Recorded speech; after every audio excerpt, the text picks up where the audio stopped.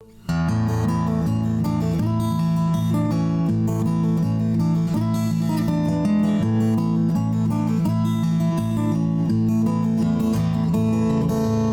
everybody, I'm Charlie Craven, and today we're going to sit down and talk about hooks. Now, if you're like most fly tyers, hooks can be one of the most confusing things you encounter, and that is not surprising at all. We're going to try to go through today and talk about all the different shank lengths and hook gaps and eye shapes and all the different pieces and parts of a hook to try to shine a little light on it. I've written an article on this one, and it's in the June-July issue of Fly Fisherman magazine. So you can check it out there, or watch this video, or combine both of them, and see if that doesn't help out a bit. I hope you enjoy it. All right, the first step in understanding hooks, I think, is to sort of understand where the sizes are all based from. And it's sort of based on an imaginary standard hook. And what I've got in the vise here right now is a Tiemco 3769, which is about as close to a standard shank hook as I could find. And what I mean by standard shank is a standard hook has got a shank length that is equal to twice the hook gap. So let's talk about these parts here real quick. The shank is the straight portion of the hook. It's not always straight, sometimes it's curved, but the straight portion of the hook that you're going to tie the fly on, and that goes from the hook eye back here to the start of the bend. It's the last straight portion of this shank is where the bend starts. So moving into that, we've got the shank here, and then into the bend, and the bend is obviously the bent part of the hook. The gap is the distance from the hook point to the hook shank. So a standard hook is going to have a shank that is equal to twice the width of the hook gap. And this hook is pretty well right in there. A couple of other pieces to talk about. The distance from the hook point into the bend of the hook is called the throat. The distance from the point on the barb to the tip of the hook point is called the spear. And of course we've got the hook eye up here at the front. So with those pieces in mind, we can kind of start to make some sense about how hooks work. Now this 3769 is a nymph hook, so it is made with heavier than usual wire. So when you see on a package of hooks it might say 2 extra heavy. What that means is on a size 16 hook, for instance, that hook would be made with the wire that is normally used to make a size 12 hook. So it's just slightly stouter wire, and that's to hold up to bigger fish or heavier tippets or a combination of the two. So wire size is based off of a set size for each hook, and then it goes up and down from there. So when it's 2 extra heavy, it's the wire that goes with a hook size 2 sizes bigger. Now you can also get extra fine wire hooks, and those go downwards and smaller. So a size 16 fine wire hook would be made with wire that is normally reserved for a size 18 hook. So starting with this 3769, this is our standard shank nymph hook. You might find a hook that is a 1x long, and in this case the 1x long equivalent of this is a Tiemco 3761. Let me try to get that up there. And you can see it's just a bit longer than the 3769. And the way those increments work is when a hook is 1x long, it is 1 eye length longer than 2 hook gaps, this distance here. So the shank is 2 hook gaps plus 1 eye length. And you can see, if I could hold this steady here for you, you can see this hook is just about an eye length longer. So that's a 1 extra long hook. And of course that goes on and on into 2x and 3x long hooks. This is a Tiemco 5262. You can see it's the same size, size 10. It's about 2 eye lengths longer. 5263 is 3 eye lengths longer. So you're starting to see how those hook shank lengths relate in relation to each other. Now you can also get hooks that are extra short. Just as an example here, we'll use, I'm going to take a kind of a standard dry fly hook here. This is a Tiemco 100 SP, and that's a size 16. And I'm going to put right up here next to it a Tiemco 2488. Also in a size 16. So you can see their hook gaps are pretty close there if I line those up just right. pretty close, but the 2488 is much shorter. So this is a 3 extra short hook with, I'm sorry, a 2 extra short hook with a 3 extra wide gap. So it's much shorter than a conventional 16, but you can see it's about 2 to 3 hook eye lengths shorter than the standard shank length of the 100 SP. So I hope that made some sense of how the shank lengths work, and they're always extended by 1 eye length. So a 1x long is 1 eye length longer than 2 shanks, a 2x long is 2 eye lengths longer than 2 shank lengths, and so forth. Going forward from there, we've got a lot of different, we talked a little bit about wire size. And we've got here, just for comparison's sake, I'll put this 5262 back in the vise, and next to it I'll put a Tiemco 5212. And you can see these hooks are pretty similar, except the 5212 on top is made out of finer wire. So that's that slightly smaller wire that we talked about, and how that's gauged down for dry fly. So if you needed a longer shank for a hopper or a stimulator, something like that, longer shanked hook, but still wanted the lighter wire to help float the fly, a light wire extra long hook would be where you'd go. You can see the difference between the two, and there's more than 1 notch difference, because the 5262 here is a 2 extra heavy and the 5212 is a 1 extra fine. So there's about 3 wire sizes difference between those two, but you can see plainly they're different hooks for sure, different uses. So that's how the wire sizes work. As we sort of go on, there are a lot of new hooks on the market these days that are known as competition hooks. And here's just an example of one. This is an Umpqua C300 BL. This is a curved shank barbless hook, and sort of a quintessential competition style hook. And what competition style hooks basically mean is that they're barbless. By rules, you can't use a barbed hook in a fly fishing competition. So all of these hooks are barbless by nature, and what they've done to sort of combat that is elongated the point. This distance of this spear here is a little longer than it would be on a standard barbed hook. So that point will go in a little bit deeper and hang in there a little bit better. For some reason, most competition hooks are also black, a black finish, which makes them super sexy. There's no doubt about that. Whether it makes any difference in the effectiveness of the fly, I really don't know. But so that's a standard competition hook, and they come in a variety of different models. Here's a C230 BL. That's an Umpqua hook as well. Which is their dry fly version, and that's a little bit stouter than usual wire. You can see this hook has got a beaked point, and what that means is that point is slightly upturned a little bit there, and that again is to help retain the fish in the lack of a barb. I don't really fish barbed flies at all, but I do like to fish barbed hooks because I pinch the barbs down, and then when I tie a dropper on, it won't come off. And that is one of the catches with these truly barbless hooks, is your dropper can cast off pretty easily. My answer to that is something like a Tiemco 100 SP, which we talked about a little bit earlier. That's got that spade-shaped point, so it's got a little bit wider hook point, and it just holds that dropper well. So just, again, there's a million options on all these. Let's get into a couple different bend styles. Here's a new hook. This is an Umpqua XT050, which they refer to as their stubby chubby hook. And I'm going to perch it up in my vise a little high here just so you can see the shape of the bend. And it's got what's called a retainer bend, and the idea of that bend is that it doesn't pull out near as easily. And this is a barbed hook, but that retainer bend opens that gap up and sort of extends the bend of the hook out the back of the fly. So you can see it's a relatively short shank in relation to that wide gap. And that's one of the things that can be confusing about hooks is, an extra short hook would also equate to being an extra wide gap. So those two things do correlate, and they're not always dictated on the package that way, but if it's extra short, it tends to also be extra wide. Here's another very common bend shape. This is a York style bend. This is a Tiemco 200R. You can see that's a really pretty bend, kind of a sharp bend on that. That gives you an elongated, sort of a humped shank. We talked about different shank shapes. This one is a little bit more humped rather than quite so straight. And you can see this is popular for stonefly nymphs. This is actually a really popular hook for a lot of different stuff.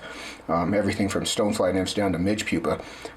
Really a popular hook. It's got a long spear. I don't love this hook in small sizes. That distance from the hook point, the throat, from the hook point to the bend is a little long in those smaller sizes, and I tend to straighten this hook out because I am a little heavy-handed with fish. But that's another hook. And in large sizes, I use this all the time. In large sizes, I don't have any problem with it at all, but you can see that's a really pretty hook and adds kind of a nice natural bend to your flies. Let's talk about some different jig hooks. So I'm going to take a C403BL. This is a TMCO hook, and that is a 60-degree jig hook. So by 60 degrees, that means this angle on this upright for the hook eye is set at 60 degrees rather than straight down at 90. One of the catches with 90-degree jig hooks is that's a very severe bend in the hook right there, so it makes them just slightly weaker there. In larger size stuff, I don't find it an issue, but if you're on a small fly, you can, especially if you're catching a bunch of fish, you can wear that through and you'll break the hook eye off. The other thing that this hook's got, and these are because they stem from competitions, they have that long point and that black finish. Jig hooks have several advantages. The fly rides upside down so that your hook point is up, so they don't snag up near as much as a conventional fly. The other thing that a jig hook will do, let's just grab a fly tied on a jig hook here. The other thing a jig hook will do, and I'll set this in the vise upside down here so you can kind of get a good idea of him. This is one of my 2-bit hookers tied in a jig style. What that jig hook will do is it almost always hooks the fish in the top of the mouth and very often right in the tip of the snout, which is a really good place to hook a fish because it holds so well right there, but it also makes it really easy to steer him. If you've got a hook fished on one side or the other, you're always kind of pulling, half the time you're pulling the wrong direction on him or pulling against the grain. With these hooks, they really do tend to hook right in the snout, and they really hold very well. So jig hooks are becoming increasingly popular. Again, this hook has got, this is that same hook, that 403, has got a long point, wide gap, black finish, and a 60-degree hook eye, and that's a barbless hook. Umpqua also makes one called an XT500 that is very similar, but with a barb, and I am liking this hook more and more these days, just for the sake of that barb. I do pinch that barb down, but if I want to hang a dropper behind it, I don't feel like I'm going to lose the dropper right away, and these hooks have held up very well for me. Again, they're a black finish, 60-degree, but with a little micro barb on there, easy to pinch down. Let's talk about a few different shank shapes. Here is this is a Dohiku type P, and this is a curved shank hook, and it's sort of accentuated by that beaked point. You can see this hook seems even more curved than it really is because of that beaked point, but we've got this nice curved shank here, and what that does for us is it gives us a curve reminiscent of the real bug. So anything from aquatic annelids to midge larvae to caddis pupa, or caddis larva, anything that's got a little bit of arc to the body is really nicely tied on hooks like this with that little bit of curve. This can also be used on some types of dry flies to drop the bend of the hook. If you kind of think your way through here, drop the bend of the hook down in the water and let the body kind of face down under the surface of the water. A good example of that would be this mole fly here, which is tied on a 2487 TMCO, and that's about a size 18 there.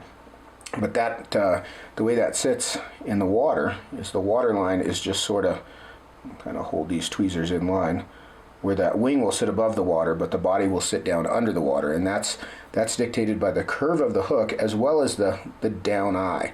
And that's one thing we haven't talked about yet, is that hooks can come with a down eye, like this, where it's tilted down about 45 degrees. They can come with a straight eye, like that Dohiku, like so, where the hook eye is in line with the hook shank.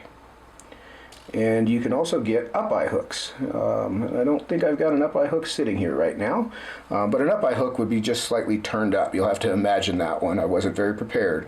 So there's a few different options on the hook eye. Down eye and ring eye are the most popular, the most common ones that you'll find. There's a few schools of thought on a ring eye or straight eye hook. A straight eye hook giving you maybe slightly more hook gap, particularly in small sizes, rather than that hook eye coming down and cutting into this distance here. It increases the hook gap ever so slightly. I don't know that I'd buy 100% into that. I don't think that's a bad theory, but whether it really works out in practice, I'm not so sure of.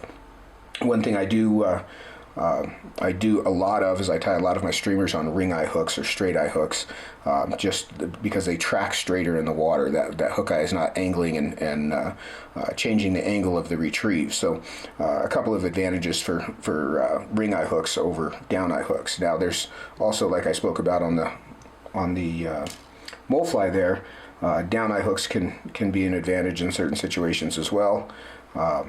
My Screaming Banshee pattern is, again, specifically tied on a 2487. This is the same hook that Molefly was tied on, and a little bit bigger size. But you can see that down eye, the orientation, if you imagine the tippet coming out of it, how it orients that fly on the water, allowing those back wings to sort of skate and flutter, and you letting this front forward-facing wing to act as a planing surface so that the fly will skate. You always have to keep in mind your tippet knot is going to come straight out from the eye of the hook, ideally, so you can see how that will adjust the position of the fly in the water. So down eye hooks can change that up a little bit. If that was straight, that fly would probably sit a little bit more like so on the water. Now just to show you a couple of examples of some different shank lengths. We were just talking about hanging the back end of the fly down a bit. This hook is a Daiichi 1160 clinkhammer hook, and what a clinkhammer hook is generally characterized by is this low dropped bend in a straight portion on the front of the shank. And the idea of this is that you'll tie sort of an adult style pattern on the front with the nymphal shuck on the shank back here. I've sort of branched out on that, and I've used this in one of my newest patterns called the Fat Angie, that is an ant pattern, and I'll show you that one here. And you can kind of get an idea of where that would be an advantage on, not just emergers, but on a fly like this, a terrestrial pattern. The idea of this one is the butt end of that ant, kind of position him a little more like how he would sit in the water, how that ant would sit with his butt end down in the water. And that was from sitting on the Henry's Fork and watching ants float by, and their butt end sits pretty low in the water, so I wanted to kind of kick that down a little bit. So you can use the hook shank to influence how the fly sits in the surface film, as well as imitate the natural curve of the real bug. Let's see here. We've got a couple. Here's my ring eye hook. And this is actually a good example of what we're talking about. This is a Bars Visidun, and it's tied on a size 18, but on a ring-eyed hook. And again, I've trimmed the hackle flat on the bottom of this one, but that just makes this fly sit that much lower. And with that straight eye, that will tuck the tippet down where it's a little bit lower down in the surface film. And hook choice can make a big difference in how your fly is presented. So those are all things that you need to think of. And lastly, we'll just talk about a few different options and sort of how to go about picking which hooks you're going to use. You don't need every hook in the world, obviously, and as you become a more avid tyer, you can come up with I'll just put something in the vise here. You come up with a set of hooks that you're comfortable with and that you use a lot of. Once you understand how the hook sizes work and how the extra long shank and extra short shank and heavy wire and light wire works, from there you really there's not too much beyond using a really light wire hook for a heavy wire fly application. I wouldn't use something that's too extra fine for a big stonefly nymph. I probably wouldn't use something that's 4 extra heavy for a dry fly. But once you start to understand how hooks work, there's a million of them out there. There's a lot of different brands. There's a lot of good ones. There's a lot of cheap ones. One thing I will say is I have yet to ever find a good cheap hook. There are cheap hooks and there are good hooks, and they very rarely coincide. I've yet to see it. So if you're saving a nickel, there's probably a reason for it. And that was one of the things that I actually did want to talk about a bit, is the strength of the wire. And I'm going to come back to this XT05 or XT500. Well, let's do that 050. That one will show this a little bit better, I think. We'll talk a little bit about the wire strength. and what the differences are. So all hooks are tempered to one degree or another, but some hooks are better tempered than others, and that's one of the things that I fight with all the time, and I really grinds my gears, so to speak, is hooks that straighten out too easily. So I've written a couple different articles, and I've always said don't ever save the nickel on the hook. Good strong hooks make a huge difference. It's the cheapest item of tackle you own.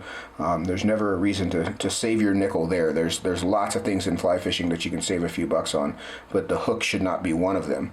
And to that end, I always look for hooks that quality hooks that are tempered and in many cases forged. Okay, so let's go to this XT050. This is that stubby chubby hook, and we'll talk a little bit about forging here.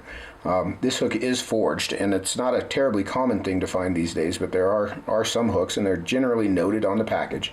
But what forging means is that heat and pressure have been applied to the bend of the hook to strengthen the metal, and it really does make the hook a lot stronger, and you can generally tell. You see when I turn that hook, you can see the bend of that hook is flattened. It's not round in cross-section like the shank, but it's flattened a little bit on the sides.